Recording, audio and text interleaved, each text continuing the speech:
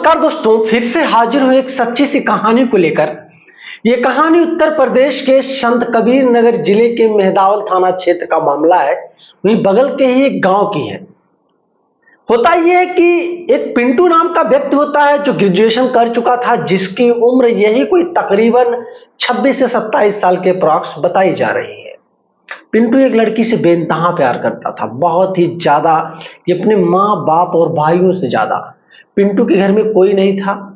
पिंटू के माता पिता थे और इसके दो सगे भाई थे जो कि जान से ज्यादा पिंटू को प्यार करते थे। पिताजी पिंटू के दोनों सगे भाई बाहर रोजगार का काम करते थे, मतलब बाहर छोटी मोटी काम, मतलब दिहाड़ी का काम करते थे, जो भी कोई काम हो। अब इसी तरीके से घर पे पिंटू और पिंटू की माँ और एक बहन थी। बस इन्हीं तीन लोगों की जिम्मेदारी पिंटू को संभालना था। घर से बाहर से लोग पैसा भेजते थे, उसके पापा, उसके भाई, और पिंटू उन्हीं पैसों से अय्याशी करता था, खर्च करता था, बाइक से घूमता था, लड़कियों के पीछे लाइन लगाता था। मतलब जितनी शौक इसको पूरे करने होते थे, किसी में कमी नहीं छोड़ता था ये, क्योंकि इतना पैसा तो पर्याप्त मात्रा में इसको बाहर से मिल ही जाता था। धीरे धीरे करके बगल के गांव की एक लड़की इसको बहुत पसंद आ गई, बहुत ज्यादा। धीरे धीरे करके उसके पीछे दीवाना होता गया, इतना दीवाना होता गया कि मिलना जुलना नहीं, लेकिन किसी तरीके से उस लड़की का नंबर इसके हाथ लग गया। अब ये लड़की से बात करना शुरू करता है। लड़की से हमेशा हेलो हाय मेरी जान, कैसी हो, तुम्हारे बिना जी नहीं पाऊंगा, रह नहीं पाऊंगा। लड़की भी पता नहीं किस दिमाग में थी, बात तो फोन पे करती थी, लेकिन दिमाग में उसके कुछ पता नहीं और ही चल रहे थे। धीरे धीरे करके 2 साल इस तरीके से गुजर गए, ये दोनों जोड़े कभी मिले ही नहीं। और जबकि मामला अगल बगल के गांव का ही है, कभी नहीं मिले ये लोग। अब पिंटू जिद करने लगा लड़की से कि भाई इस तरीके से रिश्ता कब तक चलेगा, कब तक इस तरीके से बस गहरी गहरी बातें फोन में होंगी, कब इस तरीके से प्यार दूर दूर से दिखाया जाएगा, कभी मिलो, मिलके कुछ बात करना है और कुछ चीजें बतानी है। लड़की कहती है ठीक है, अच्छा वक्त, अच्छा समय आने दो, तुम्हारे हर सपनों को मैं साकार करूंगी, जो तुम चाहो वो मैं करूंगी, लेकिन अभी वक्त सही नहीं है। अब धीरे धीरे करके इनके दोनों लड़की और लड़के के जो प्यार की प्रेम कहानी है, अगल बगल के गांव, लड़की के भी गांव में, लड़के के भी गांव में फैलने लगी भाई।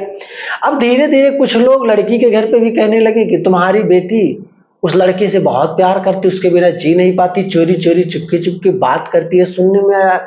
इधर लड़के के भी माता जी के पास, इसकी बहनों के पास किसी ना किसी तरीके से उड़ते उड़ते खबर पहुंच ही गई कि जो आपका लड़का है ये एक लड़की से, बगल के गांव की लड़की से बेइंतहा प्यार करता है, जी नहीं पा रहा है उसके बिना, इतना दिन रात फोन पे बात करता है।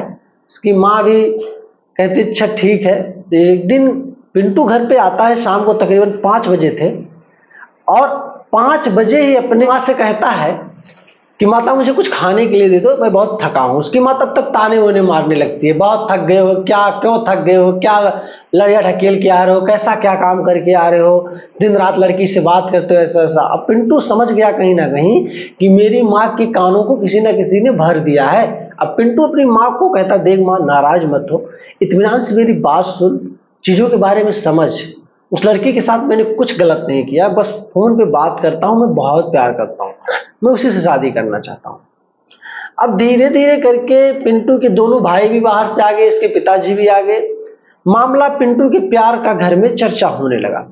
पिंटू के भाई और इसके पिताजी भी राजी हो गए, ठीक है अगर ये शादी करना चाहता है तो वो इसी लड़की से कर ले।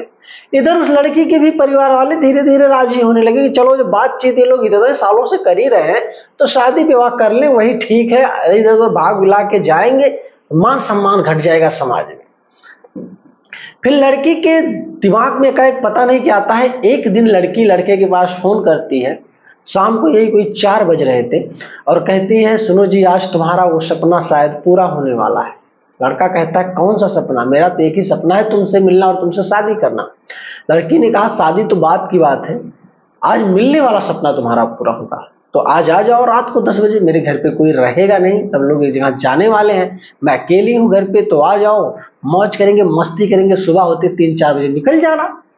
लड़के के अंदर भाई गुब्बारा फूटने लगे, इतना खुश हो गया कि मानो इसने चांद से तारे तोड़ लाए हो। मस्त था, घड़ी हमेशा देखता था, नहा धो के सेंट वगैरह परफ्यूम लगा के एकदम गजब।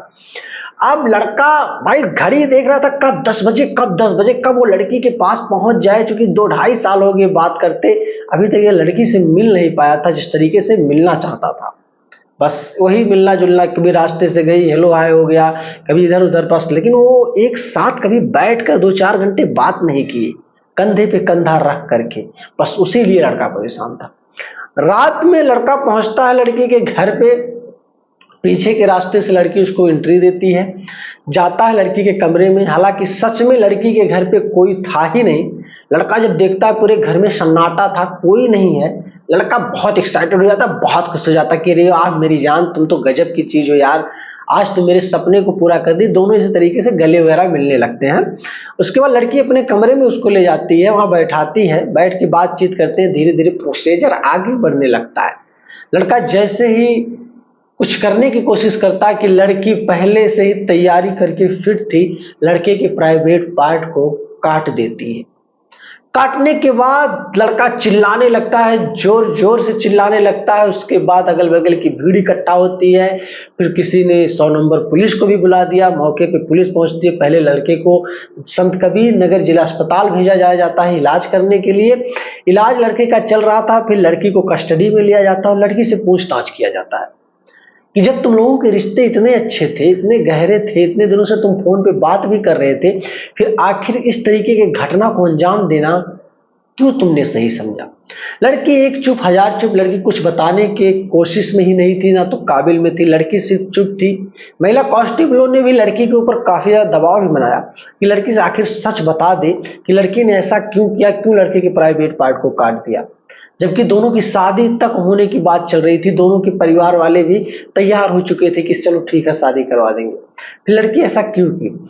अब मामला पूरी बहुत आगे तक बढ़ चुकी है। दोनों पक्षों में तनाव बहुत ज्यादा बढ़ चुका है। लड़के का इलाज चल रहा। हालांकि संत कबीर नगर जिले के जो प्राइवेट सरकारी हॉस्पिटल हैं, डॉक्टरों का यही कहना है कि लड़का अब खतरे से बाहर है।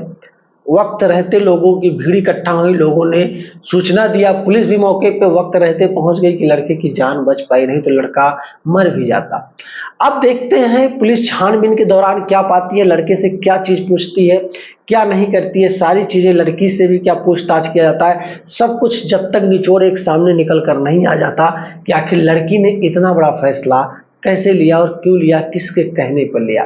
दोस्तों कोई भी इससे रिलेटेड कोई भी अपडेट मुझे मिलती है, इस कहानी से रिलेटेड कोई भी चीज मुझे मिलती है, एक शॉर्ट वीडियो के माध्यम से मैं जरूर डालने की कोशिश करूंगा इस चैनल पे। बस छोटी सी रिक्वेस्ट है, वीडियो पे लाइक कर लेना, चैनल पे नए हो दोस्त सब्सक्राइब कर लेना।